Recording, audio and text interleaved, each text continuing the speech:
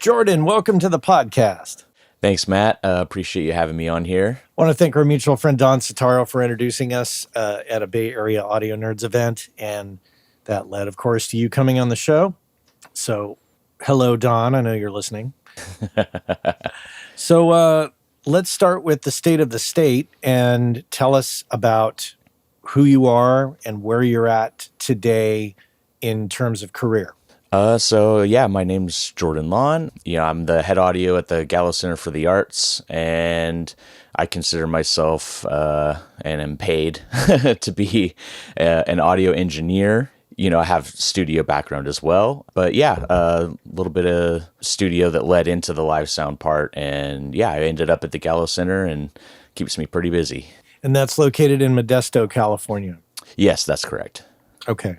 And for those outside of California or outside of the area, how far away from San Francisco would you say Modesto is?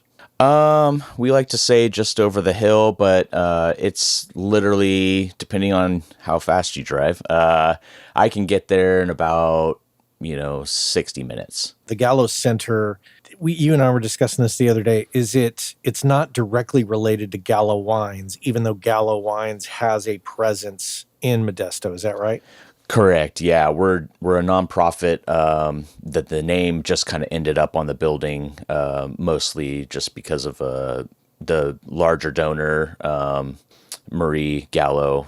She's a huge proponent of the arts, and she actually didn't want her name, as the story goes, on the building, but the council that put this all together before my time, I think they just decided that was the best fit. So other than the name, we're a completely separate entity. Okay. No ties. And your responsibilities there essentially are what? We have two venues in the facility. My responsibilities are just everything audio. I actually inherited video as well. There really wasn't any video infrastructure until our current technical director, Jeremiah, showed up. Just out of necessity, audio, video, they kind of go together in that instance. So, I basically take care of all the touring personnel coming in, tying them in to our system is, how we the terms we use for that. But we load them in, give them electricity, plug them into the system, and we get off and running. If there's not touring personnel, I have an assistant, and because there are two spaces, we just, manage both spaces, operating, one or the other or both at the same time. Is there a difference between the two spaces, or are they identical? They are different in size and in programming. So the larger space is 1,240 seats about. That's more of a roadhouse. That's actually like, bands, Broadway musicals, and slightly larger events. And then our other theater is smaller at about 400 seats. It's got a huge rake, real steep, so it's a lot more of an intimate setting. It lends itself to being more for corporate audio video kind of presentations, and then a lot of our in-house local repertory, so plays, theatrical stuff like that. Okay, so I admittedly don't know what you're talking about when you say rake. Are you talking about the steepness of the audience in relation to the stage? Yes, exactly. It's pretty brutal. The first time you go in there, you notice it. I think I'm a little bit numb to it now, but it's very steep. Yeah. I'm sure if you're in the audience, it feels like the feet of the person behind you are like right here. Yep, literally. Let's talk a little bit about your upbringing. You were born and raised in Modesto? Yeah, born and raised right here in Modesto. Went off to college, not too far from here, to CSU. Grew up playing in bands. I'm a drummer, and that kind of turned into the need to record ourselves because there aren't too many studios around here. Right. So knew a computer guy who was doing some hacking probably, but he hooked me up with a custom PC, and my brain just kind of attached to that style of DIY and just making it happen. So recorded stuff in the bedroom, ended up in the garage, kind of went through that whole process, and that in turn led to just working with more and more people, and, ended up doing live sound after meeting somebody when I changed gears after, kind of dropped out of college, if you will, to go work music retail. The whole intention was to just meet more people doing this. Started working for a guy who was putting on shows. That led me to, having some other guy come up to me and say, hey, it looks like you know how to do this. You should meet, the owner of a sound company that I also work for. We could use a guy like you. The rest is a lot of history from then on. Let me ask you. So you went to CSU, right? Yeah, Stanislaus in Turlock, California. It's like okay, and so, but what was your major at the time? So it started as a comms major. I looked at the book. I have an older sister, and she's a huge educator. She loves everything education. Won't let me forget it. But she had me look at the book, of classes and put together my schedule. And I was taking like a trig class at 8 a.m. My freshman year of college. You can imagine how that went. I loved it, actually. I loved the class. I just couldn't do the scheduling. So, yeah, it just comms what seemed easy enough in the book. Like, okay, I can get through all these with minimal suffering. And after that first semester, I very quickly realized I needed to do something else. I kind of stopped going to certain classes. Had to go to a junior college to make up for a biology class. Ended up back there for another semester and changed my major, of course. Then I was like, the teaching schedule, the educator's schedule, the summers off, they have this lifestyle that I think I could fit in a studio career for fun, kind of on the side.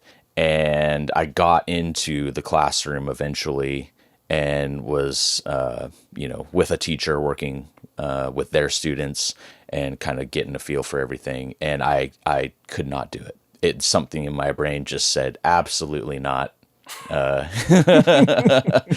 Again, I think it's the scheduling. Where my passions were at the time was staying up late partying with musicians and playing shows and trying to work gigs. And college, for me, just I couldn't do both. I didn't have the capacity to do both. So you dropped out. Yeah, dropped out. That's when the whole music retail thing was like, okay, there's one big retailer in town. I'll go work there. Are we talking about Guitar Center?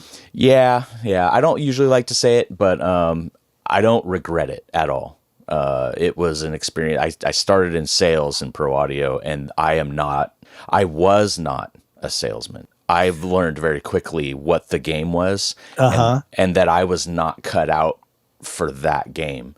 That's back when they were, reasonably commissioned. They actually had career salesmen working at that location. This is something you and I have in common. I too worked at Guitar Center. Oh, no way. And I worked at Guitar Center before they had computers, and you could still smoke in a building in California. And I smoked at the time. Oh, man. And I worked in the drum department trying to sell drums. And little did I know that there were people apparently in the warehouse selling cocaine out of the warehouse. That tracks. And eventually, I basically stood in the drum department all day, chain smoking, watching drum videos, Steve Gadd and Dave Weckl and all that. Oh, yeah. And eventually I got fired with 6 or 7 other people in one day they just came in and said, you're out of here. Oh, yeah. As they do every other day, it seems like. Yeah. It was an interesting environment to work in, but not something I would ever in my life go back to. Right. Yeah. It has its formative qualities, but I vowed to never work retail of any kind. I did grocery retail as like a 16-year-old through college. And then music retail, which was like, oh, this is way cooler. But I ended up in the drum department for 5 minutes as well. Oh. And that was fun. But I also was on the chopping block. They came in, and the store manager luckily was pretty cool. And he was also a drummer and said, hey, man, like, you're just not hacking it. Your numbers aren't good. we're going to have to let you go if you can't turn this around in a month. And I'm like, a month?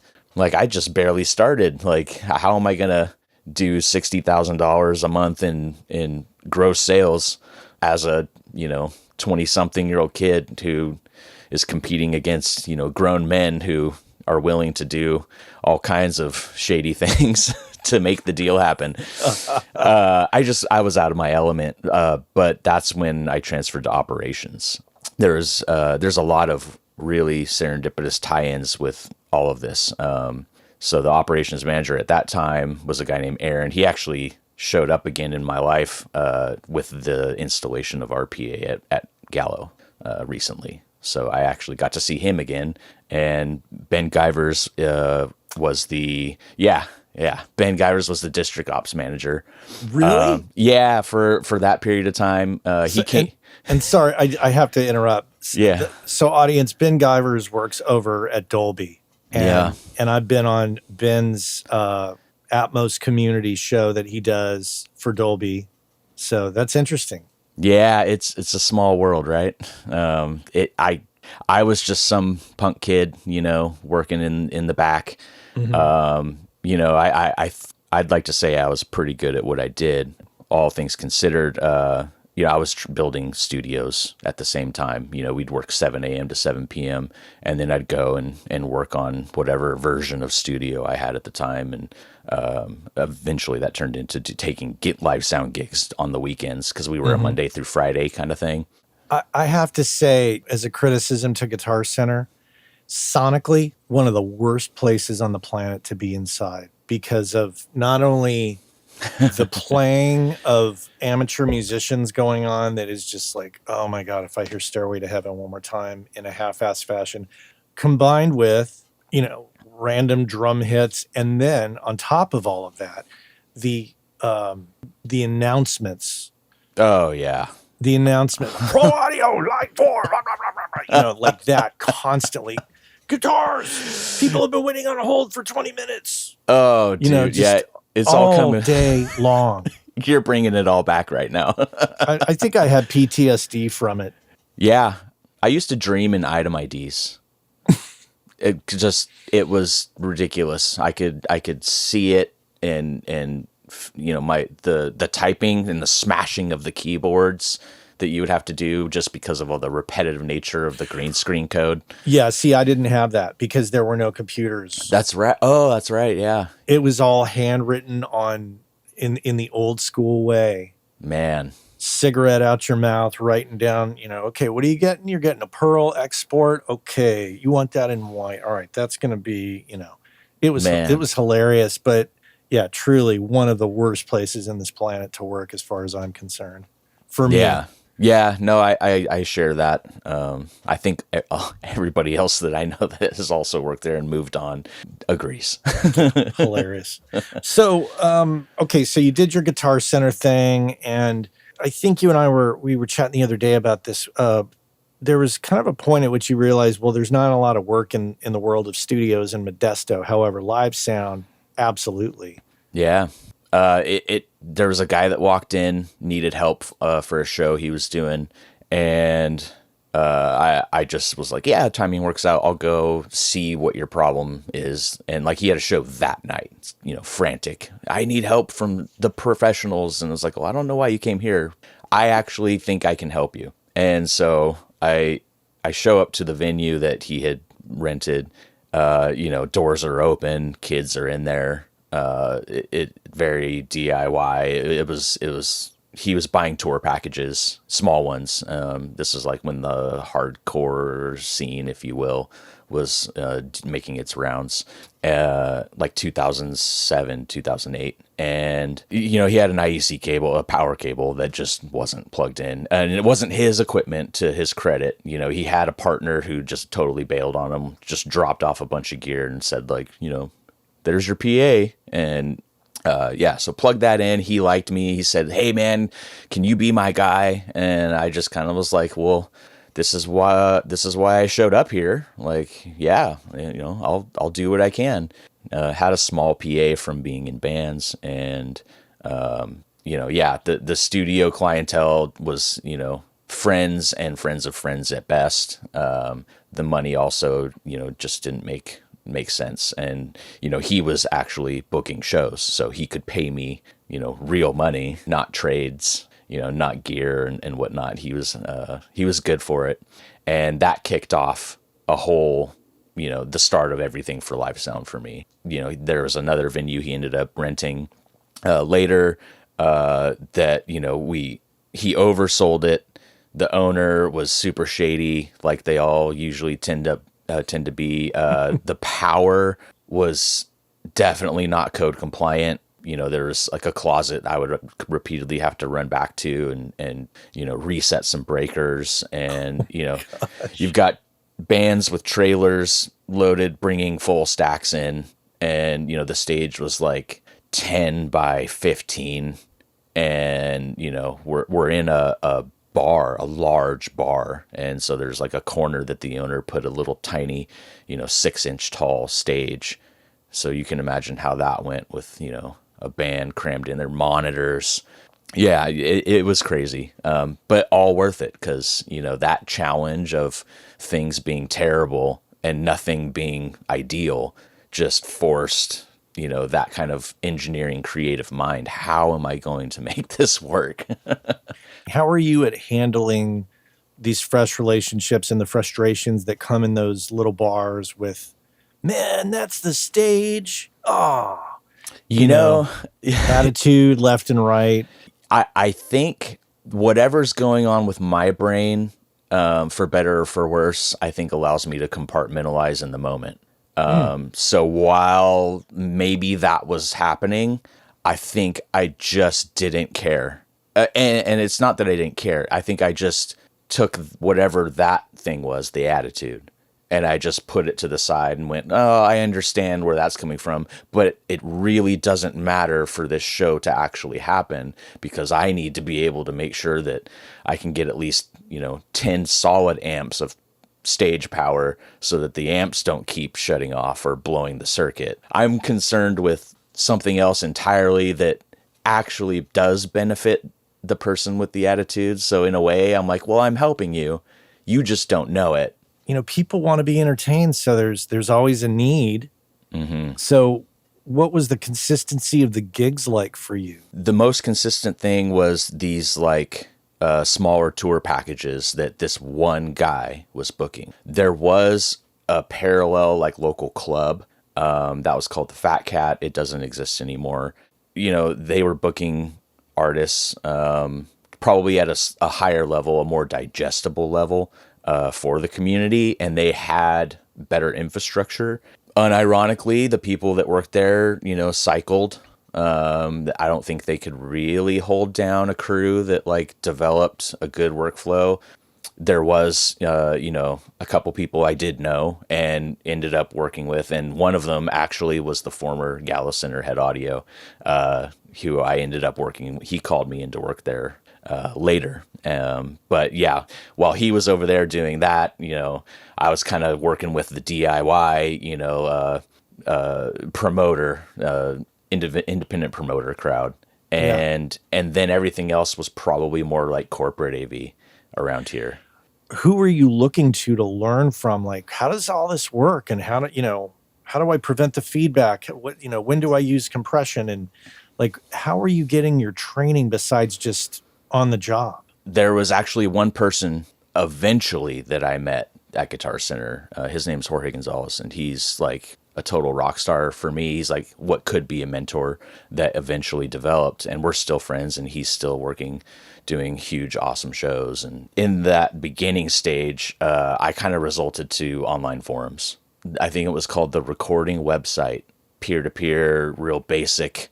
It got hacked, quite a while ago, and somebody had like a ransom page that just stayed up, like you've been hacked by blah, blah, blah, blah, blah, if you want your website back, you gotta send money to this. And it's just like, nobody cared. It was like, it wasn't that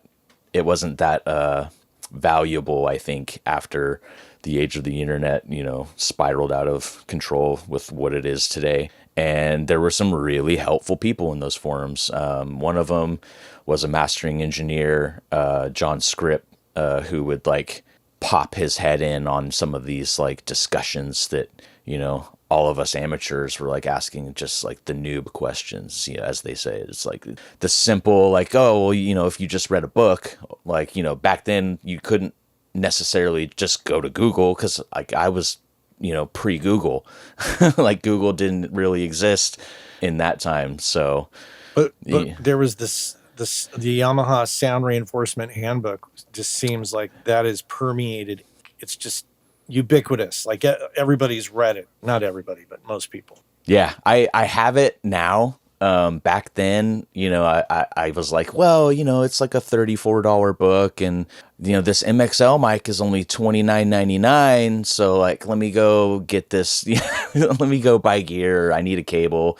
I'll get the book eventually. And I don't think I always knew in the back of my mind, like I needed to seek out that actual educated, documentation at some point, but it just didn't manifest until later.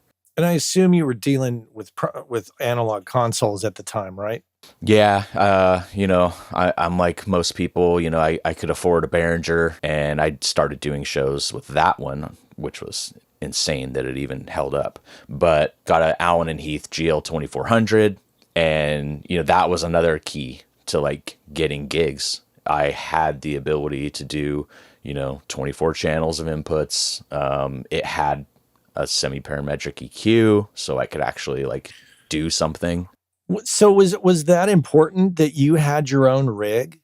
Around here, yeah.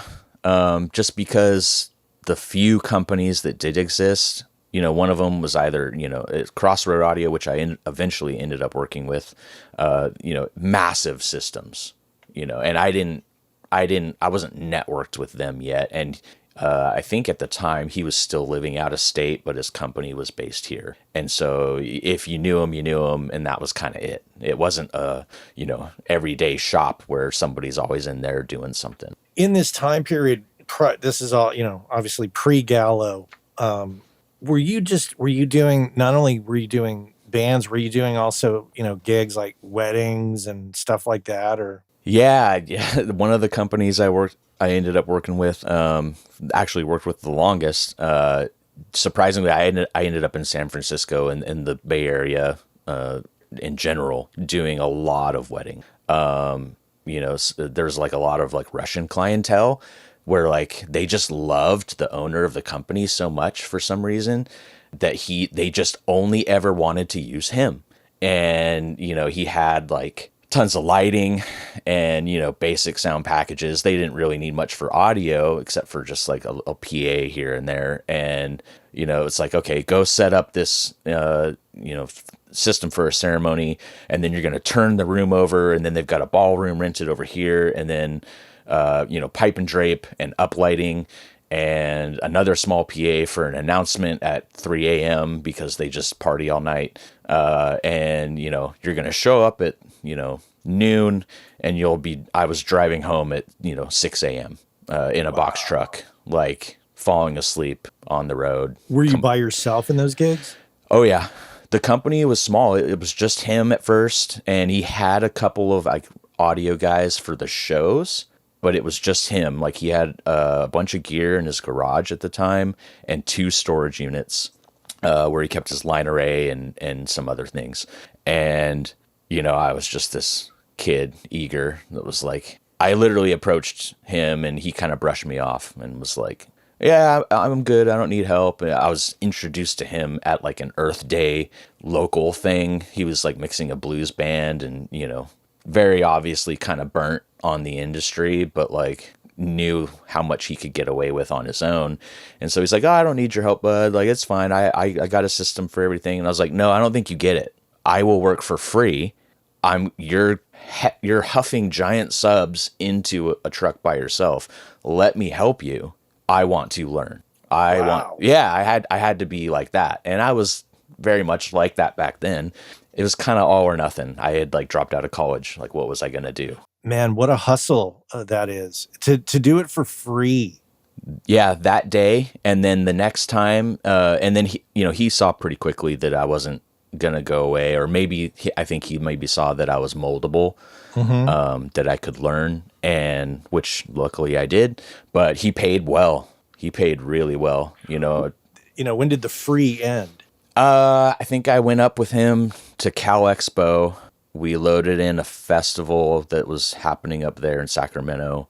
We worked together that day, and then he just was like, "All right, let's do this. You're working for me now."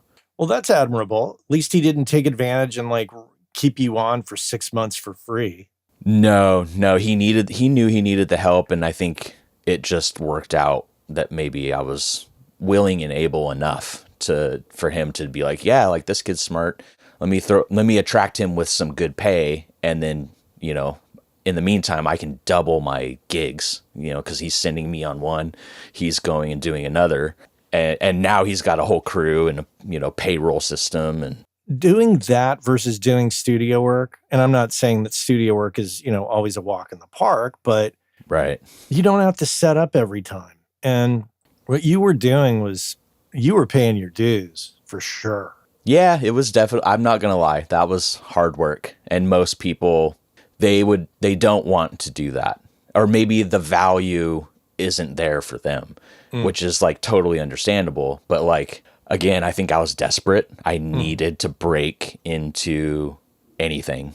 I knew that there would be a payoff, and of course, I was funding my studio habit. Okay, I'm glad you brought that up. So you're doing this, you're making your money doing that, and you're busting your butt to make ends meet, obviously, but you're also funneling money into buying studio gear. Absolutely. Yeah. That was the other half of working at Guitar Centers. I worked there for 8 years. Whoa. Okay, wait. Were you doing the Guitar Center gig at the same time you were working for this guy? Yeah. Oh my God. When did you sleep? I didn't. I really didn't. I used every last drop of my 20s energy. I was building studios either with somebody else, or eventually ended up being my own. The Nerd Night, we were just at Studio D, and that live room was like the size of the old live room that I had built in a warehouse, a shop, just kind of a similar thing, except my control room was upstairs. And I framed all the walls. It's like me and a buddy who, was recently unemployed from PG&E, incredibly talented guy, good worker, another drummer. So he was like, "Hey, man, my band wants to record an album." And I was like, "Well, I'm building a studio right now, and I have nobody to help me. Do you want to be like my laborer and just help me put some walls up and do some sheetrock and throw some insulation in and do a bunch of stuff? And I'll just record your whole band's album for free, whatever it takes. Like, you put in the sweat equity, and I'll make sure it happens." That's how we were rolling. So when you look back on that period of your life, and I know you have a 3-year-old now, and your life is, taking a different turn with that, do you think you have the energy to replicate that now? If somebody said, "Hey, I need you to do this." I have it in spurts. I don't have the sustained energy anymore. And part of that could be, it's definitely physical. There's only so much you can abuse your body for so long before it says no. Mm-hmm. That happened to me. I had like a health issue, like my kidneys failed randomly, and I was like in a hospital for almost a month, or 2 different hospitals. They like flew me out, or not flew me, but they drove me out to Stanford and poked and prodded me and were like, "We don't know what's wrong with you." And I'm like, "Well, it's probably like 10 years of Taco Bell and Baja Blast, and it's all a big joke now." But that was very real. It was kind of the last moment where I just was like, maybe I need to slow down and think about all of this, which I did. I did think about all of it. And that's why Gallo was kind of an option. It never was on my radar, ever. I never thought, "Oh, I'm going to work at my hometown performing arts center." Like, no, I had my eyes set on anything and everything else within reason, and the studio kept me grounded. because I have a lot of gear that I amassed. Being a drummer, you've got kits, and the last thing you want to do is go on a tour and have to throw everything in a storage unit that you're sending money back home for nothing because you don't get to play it. It's interesting to hear, and I'm basing this question kind of on my own experience. I do remember touring in my 20s, and there was a couple moments where you have an epiphany and you're like, what the fuck am I doing? Like, what am I doing to myself? I remember waking up and I could smell tequila on my skin or alcohol on my skin. And I was like, this is not a good position to be in. Yeah. Or going swimming and feeling like, oh my God, every breath I take feels like my last. And so, because I was drinking and smoking and just living it up. And it's so easy to just live in that and stay in that. I think a lot of you kind of either figure that part of the industry out or maybe you don't. Luckily there's a lot more people figuring that out, and there's a lot of like healthy touring information. I have friends in bands that, they have like regimented routines. The front man is like doing jujitsu and like it all revolves around like a healthy lifestyle. And it's like, that used to not be the cool thing. Like the cool thing was partying on the bus afterwards. Right. Which like I got invited onto somebody's bus, at a gig, and, I think it was Leanne Rimes' crew, and, she rolled through town, did a thing, and their crew was like, hey kid, come party on the bus. You're cool. I walk in, it's like full spread. Every alcohol you can imagine, and I'm not telling on them, but, that's just how they coped with the end of their day. Mm-hmm. And I still had to drive home, they got to fall asleep, and I was like, oh, this is how you guys do it. And even the band that rolled through at work last night, they had little shots arranged on the road cases, on stage. And it's like, you don't see that too much anymore. I think a lot more people have become a lot more health conscious just because it's unsustainable. Going on the road is a whole another ball of wax. Right. Entirely. And it's a very different lifestyle. And those that do it, man, they are troopers. And it's not something that I could do. I'm just too used to my comfort zone and all that business. But yeah, it's tough. So fast forward, like, talk to me about getting into the Gallo Center, because that seems to be like, I don't know if you would call it the mature gig or like the cushy gig, because you're going to the same place. You got an infrastructure, and absolutely there's a regularity to it, a consistency, I should say. And being, a dad with a 3-year-old, that seems like a good gig for you. Yeah. Real quickly, like how it happened. That guy, Wes, who was like working parallel in the industry at the same time, he ended up there and was working there for a while. He gave me a call one day and was like, hey, I could really use a real guy. I need a real guy to just come in, mix monitors sometime. Like, will you do it? And I was like, sure. Yeah. Like, I don't really know what that gig's all about. Like, I've never set foot in the building, backstage at least. I had seen one show there in the smaller theater. It was Jacob Dylan, and that was actually like, I still remember the sound and feel of that show. So whoever mixed front of house for Jacob Dylan, you killed it. It was amazing. But he called me up and was like, hey, I could use a real guy. And I'm like, yeah, sure. I'll do this like in between gigs. And one thing led to another. I think my first day was like a 6-truck Broadway load in, which that's like on the larger side for the Broadways that we see. Normally they're like 3 trucks, 4 trucks, but this one must have been pretty fresh. They hadn't trimmed down anything yet, but it was a big day. The technical director at the time was just like, yeah, just show up, like real cavalier, just show up. And I get it now. Like, you're kind of just a body on days like that. So, I'm just, wide-eyed, sponging everything, trying to figure out the lay of the land, how things work, what's the culture like. And it was culture shock. It went from me doing everything myself, having to think about shop prep, truck loading, show day, tearing it down, driving it home, making sure that the gear that was in the truck that's going out tomorrow makes it on the other truck, that so that the guy coming in at 7:30 after I just rolled in at 6 a.m. is not screwed over, because he needed that 2 channels of wireless that I had, right? That whole thing went from that hustle to like, hey, thanks for being here. You're reporting for audio today. There's 5 of you. Wes is your guy. Oh, you already know Wes? Oh, okay, cool. Well, you're his problem now. And then I go, hey, what's up, Wes? Like, I'm here. And he's like, yeah, man. Cool. Glad to have you. Just hang out. Like, I'll chat with you. But, we'll get rolling here pretty soon. And like, just stand there and wait.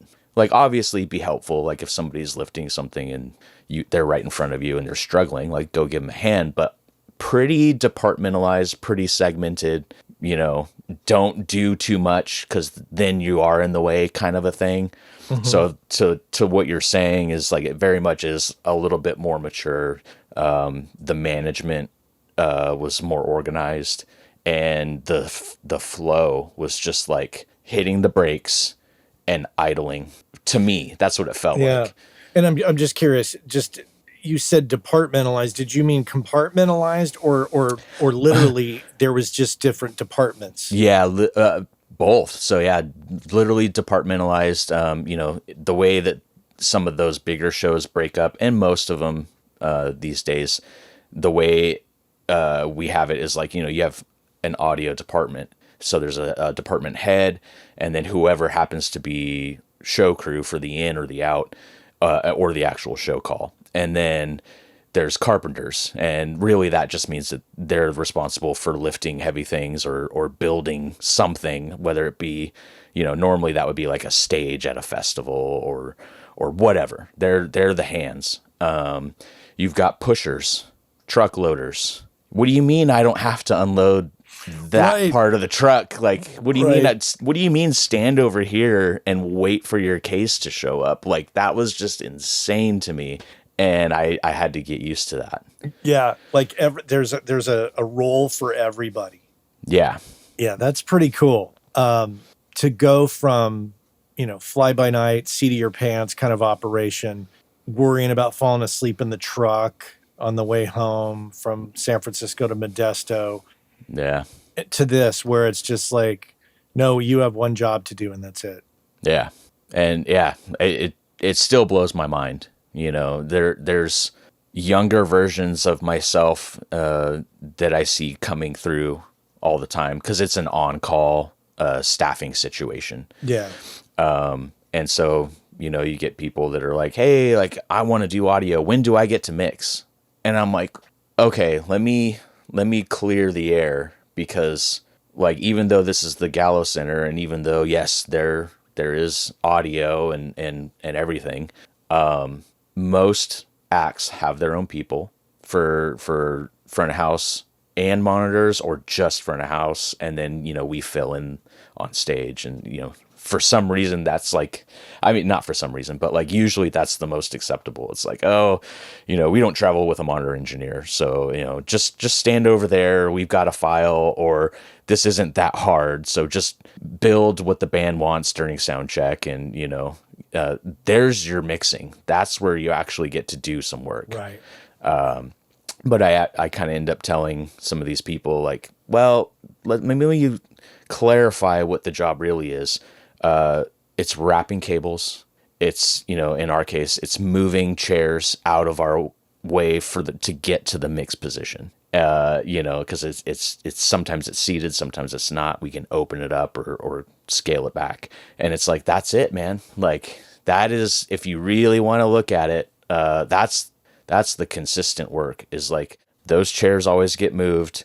These cables always get pulled out and have to get wrapped and put back correctly, so that we don't get into a negative feedback loop of rat's nest of cables for the next show. Inventory. So there's a lot of inventory to supply both spaces. And it's like that part of my brain is activated. And it's like, okay, I keep track of all the inventory. I make sure that we're not losing things as the shows go on, because it's easy. Something might accidentally get pushed onto a truck, and then now you don't have whatever. That's really the job. And then like when a tribute band comes in and they're like, yo, you don't have people, like, happy to be here. And it's like, you're it. And it's like, okay, well, here's the input list. What do you guys have? Usually all the advanced work is done for us now, which is like pretty awesome. So I don't have to advance every single show anymore. We have somebody on staff that does that, and her name's Kelly. She's great. All that information gets funneled to us. And so then we kind of go, okay, does this look like a normal day or is it a weird day? Do I need to reach out to this person and clarify something? Maybe. Most of the time it's turnkey. We're lucky enough to have good inventory. We have the time to maintain it all most of the time. Depending on who you ask, we have the time, but Team Audio has the time. I think that there's value though in the scrappiness and those early days for you of having to do it all, and then realizing at this new gig, oh, I just have to do this part now. And I think that absolutely, it's almost like the payoff. It's like I busted my ass doing this for a bunch of years, and now you can now sit back, and I know it's still work, and there's hard work to be done, but it's just a little bit less of an edgier, sleep deprived situation. Absolutely. And then with regards to your studio activities, I see you've got a bunch of stuff around you, so you continue, I assume, to buy stuff. Would you consider your studio activity, is it professional, or do you consider it a hobby and the live sound your day gig? It's weird because it's both. It's a hobby with respect to like how I operate the business side of like booking. I don't seek out local bands. I don't seek the workout because I know I don't have I could put all of my energy into the Gallo thing, and there's 40 plus hours a week typically, and that could be enough. And then the rest of the time I could spend with my family, and that's a life, right? That's one way to do it. I still have that thing that cannot let go of my passion, my hobby, right? So it's like I keep it from a hobbyist perspective, but yet because of some of the people I've met and worked with, it's like I still have like real paying studio gigs here and there that I'll say yes to because they just know I can do it. Have you ever brought up the idea at the Gallo Center of recording the performances and offering to mix them? Oh yeah. There's most of the time it's contractual. It's like no recording of any kind, like stay out of our way. And they're already doing it, to be honest. All these. Yeah, I'm sure they're doing it. Everybody's doing it seems. Yeah, virtual sound check. Like that's the like main reason. They're like, band stays on the bus or hangs out in the hotel. Business as usual. Nothing's changed. Front of house guy pulls up virtual sound check. It's multi-track from the night before and throws it out there, does his thing. Yeah, that just seems to be the thing that people do. Yeah. So yeah, they have it. There's a couple of guys that are they're remixing later to your point. They are actually remixing and re-releasing later. Thank you so much for making time for me. I know, you're juggling Gallo Center, 3-year-old family, all that business. So I appreciate you making time for me and coming on the show. Right back at you. Thank you so much. Appreciate it. Well, you take care and thanks again. Thanks. See ya.